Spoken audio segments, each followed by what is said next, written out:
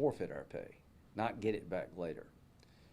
The Constitution limits one Congress from changing pay rules during that Congress. You have to do it in the future. So I think the best way to handle this problem in the future is a constitutional amendment that would be very simple. During a government shutdown, members of Congress will forfeit their pay for the entirety of the shutdown. And I'm going to push that as hard as I know how to push it. And I do believe if we had to give our pay up, there'd be less shutdowns. All right, that'll take questions. Senator, part of the deal to end the shutdown was a provision to allow senators who had their phone records subpoenaed to sue for up to 500 grand. Will you be taking advantage of that? Yeah, I'm very much for the idea if you've been wrong, there should be a remedy. So what happened here is, unbeknownst to any of us, in 2023, there were subpoenas for my personal phone and my official phone by Jack Smith during Arctic frost. Under the contract with the Verizon carrier that the Senate has, they're supposed to notify a senator if anybody asks for phone records. There's a statute that says that basically says the same thing, that a non-disclosure order should not be honored. They violated, in my view, the contract and the statute, and there's no remedy, and we're going to create a remedy for in the past and the future. They were signed off by Democrats because it protects the institution.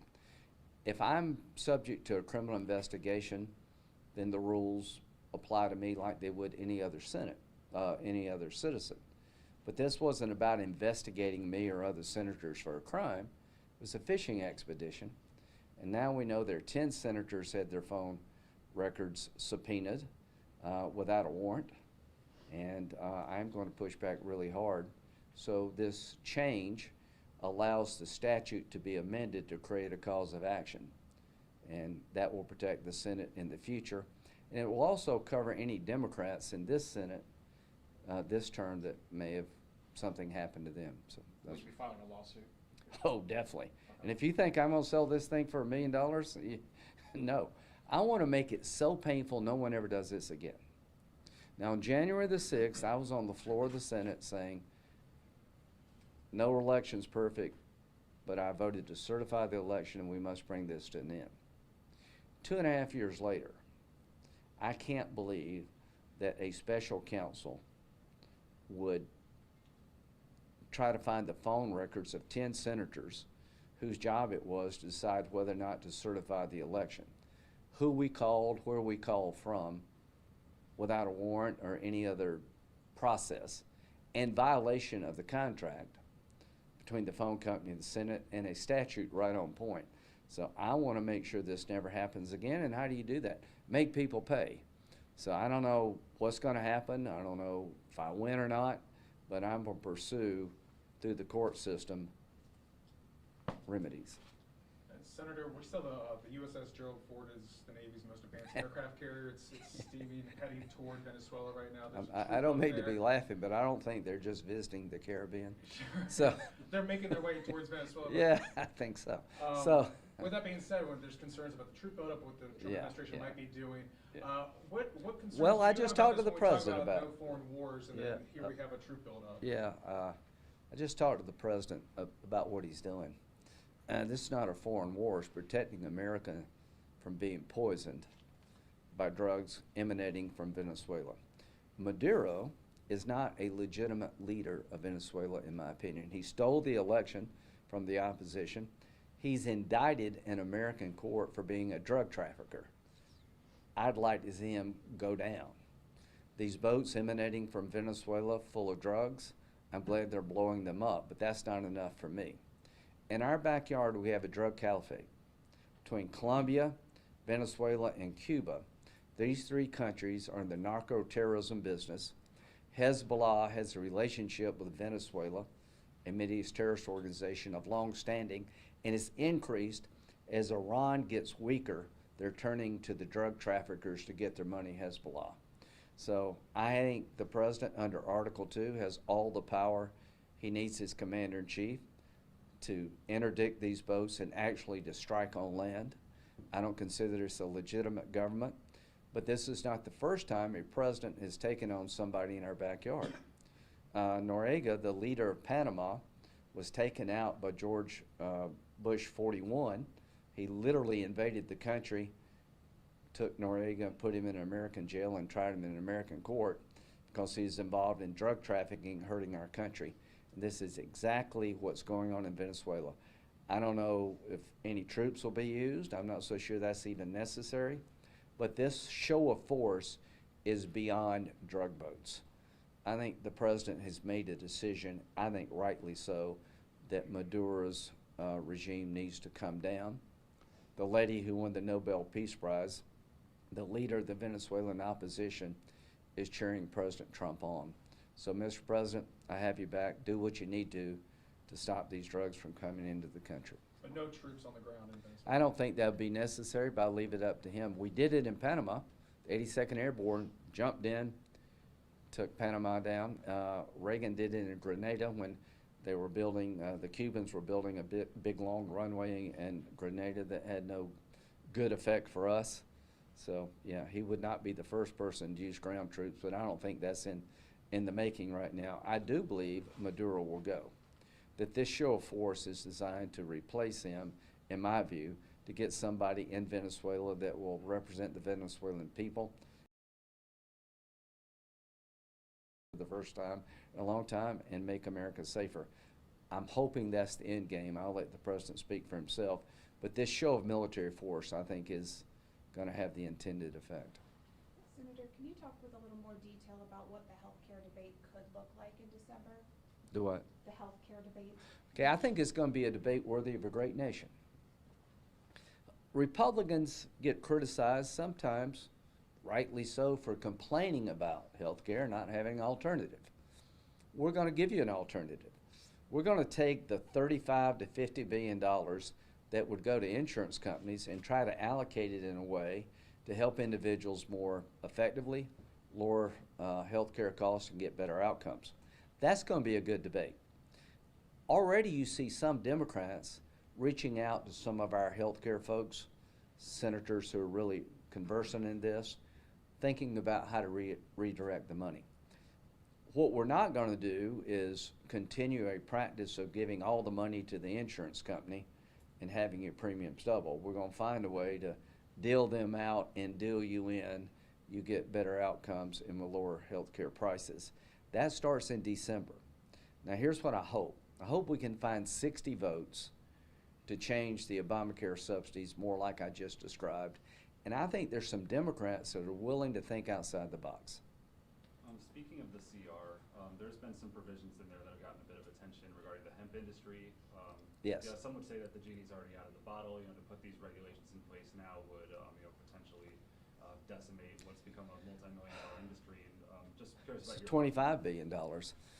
There's two things. I met a gentleman who does hemp oil, which is being used for people's seizures, and I'm going to hear them out. But apparently in truck stops and other places, you can buy hemp products that literally give you a buzz, and it's unregulated.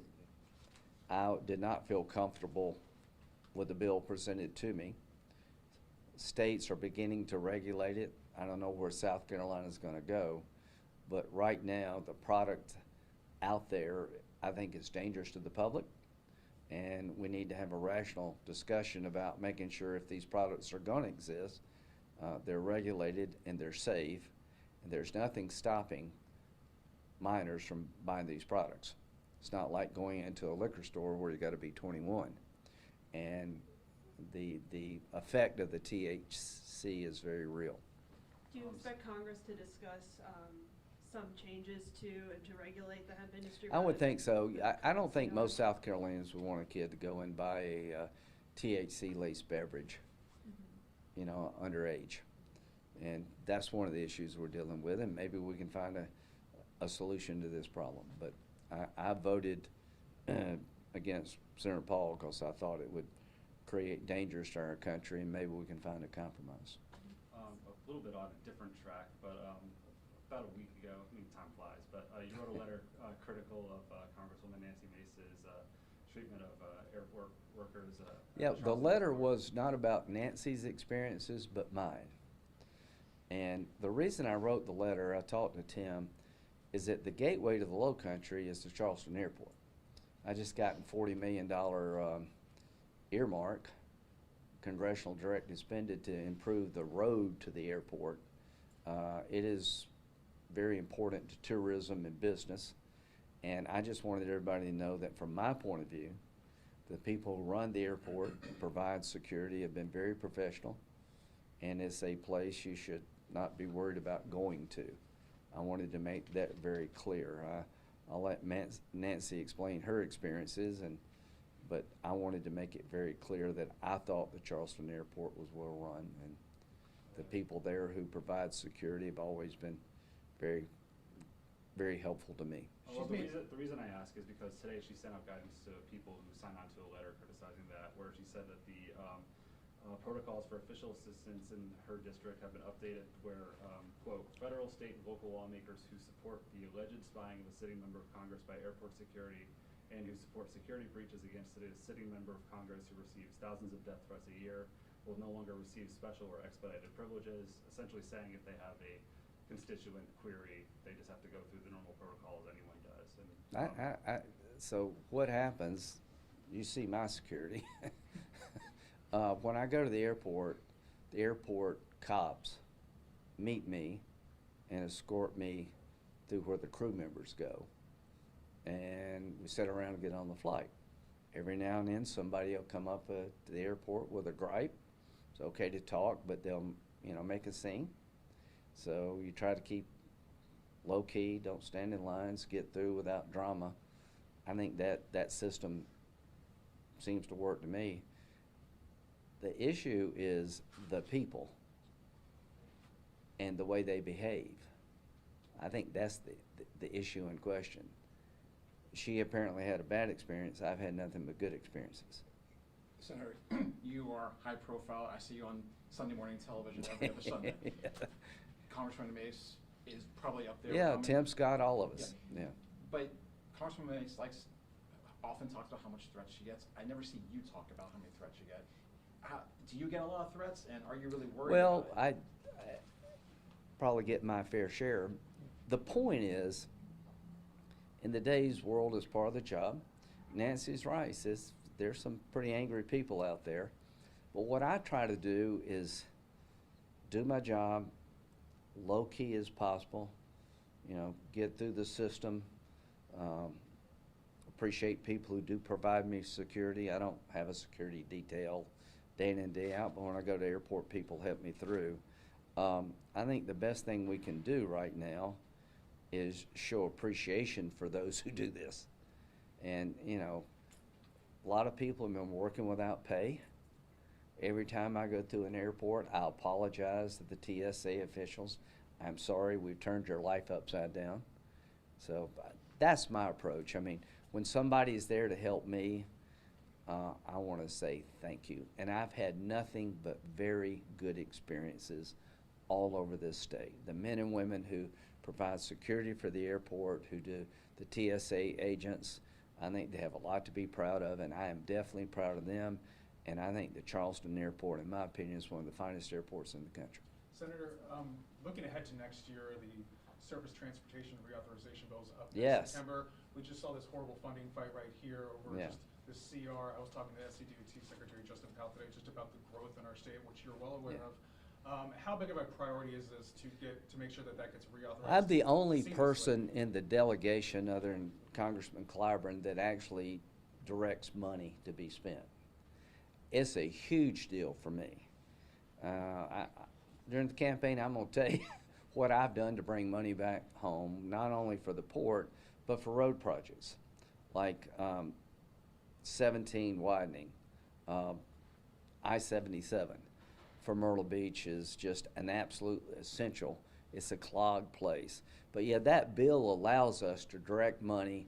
And what I look at growth areas like the Low Country and Beaufort area and the Grand Strand are cash cows for the rest of us in terms of tax revenue, sales tax revenue. when you have that situation, you want to make sure your airports are accommodating and you can get there safely and have a good experience. And when you invest money in that part of the state, you're getting a great return. Now, there are other parts of the state, like in Orangeburg County, you had two bridges about to fall down, you know, on I-95. So I always work with Congressman Clyburn, who represents some of the poorest counties. What can we do to improve the quality of life, to make it more attractive to live there and do business? Road, water, and sewer are a very big part of this job for me. You may see me on Sunday TV, you may see me in Ukraine, you may see me in Israel, but I am very intent on making sure that our state, which is growing unlike almost any other state, that we're getting ahead of the game when it goes to road, water, and sewer. You know, they're developing the river down here in Columbia. That's going to be an amazing, the vista is going to be an amazing experience. I see my job as being a partner with state and local government to direct the money that's coming out of Washington to get the highest and best use here. This bill you're talking about is going to be a real opportunity for me to work with state and local officials to get money into projects that probably wouldn't make it otherwise. Senator, regarding the impacts of the shutdown, today alone, many people were lined up outside Harvest Home Food Bank. Yep. As a lawmaker, regardless of what side of the aisle you're on, what do you say to those people who are not getting benefits? I am sorry that we failed you. And let's just be honest, the Republicans shut down the government for 35 days years ago to get Democrats to build a wall. Well, we eventually built the wall. It's good policy.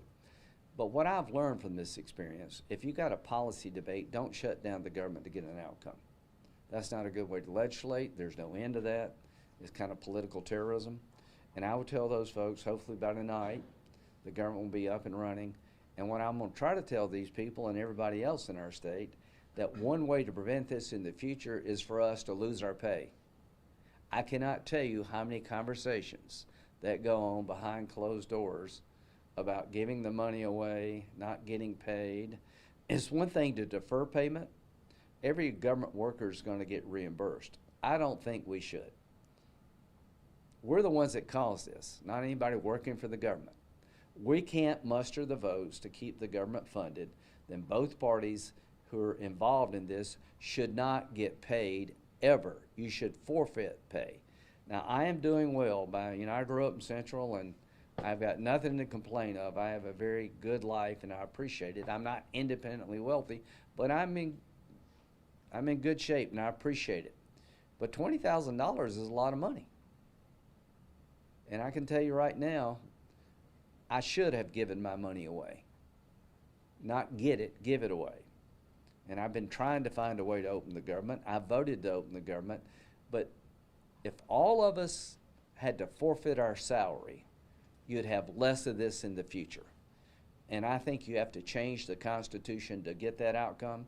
If I never do anything else in this job, I'm going to push the hell out of this because I think it will matter to the future. And Senator, what will you tell those people? I know that you said that the debate for the health care will be taken up in December, but after the tax credits are expired, a lot of Americans may. These are subsidies, not tax credits. Here's what I would tell them. But also, just remember that a lot of the premiums may double. So in the meantime, what do you say? Yeah, the premiums have doubled already. You're sold a bill of goods. I would tell them I'm no longer going to continue to take taxpayer dollars and give it to insurance companies to get an inferior outcome. There's a better way. I'm going to take the same amount of money and flow it to people directly so they can have purchasing power they don't have today. You can't buy a house with it. You can't buy a car. It's going to be used to purchase health care, and it will create competition. These Obamacare exchanges are pretty much monopolies. I think we're going to create a very robust market. The more money you provide to people to make their own decisions, the better in terms of competition and outcomes. So I look forward to this debate. Follow what I'm saying. It's not that I don't want you to have health care. I want you to have affordable health care. I want to create a health care system that's sustainable, affordable, and has better outcomes. And what they promised about Obamacare has not borne fruit. It is not lowering premiums. They've over doubled. and it is not getting good outcomes. Insurance companies are the only big winner of Obamacare. Thank y'all very much. Thanks, Senator. Thanks. Adios. Did anybody